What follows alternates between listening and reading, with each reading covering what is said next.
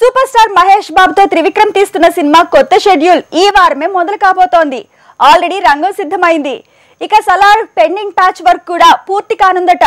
ఇలానే power star, icon star కూడా ఫిబ్రవరి వరకు బిజీ కాబోతున్నారు. మొత్తానికి ఈ వారం కూడా టాప్ స్టార్స్ సెటిల్ అయిపోయేలా ఉన్నారు.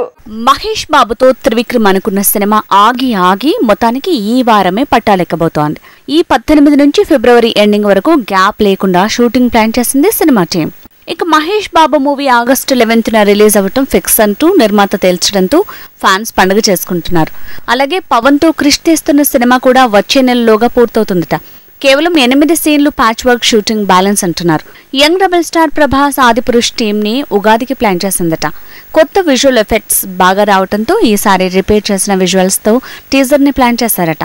ఇక ప్రాజెక్ట్ కి షూటింగ్ 40% పూర్తయినట్టు తెలుస్తోంది. కేవలం ప్రభాస్ ఒరిజినల్ లుక్ తో అవసరం లేని సీన్లే ఇప్పటి వరకు తెరకెక్కించారట. సలార్ కూడా వచ్చే నెలలోగా షూటింగ్ పూర్తవుతుందని తెలుస్తోంది. రామ్ చరణ్ మళ్లీ శంకర్ సినిమాతో షూటింగ్ లో బిజీ కాబోతున్నాడు.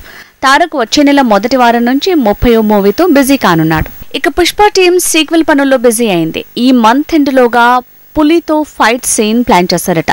కొన్ని ఇండియన్ లొకేషన్స్ కోసం గ్రీన్ మ్యాట్, అలానే ఒరిజినల్ లొకేషన్స్ లో షూటింగ్ ప్లాన్ చేస్తోంది ఫిల్మ్ టీమ్.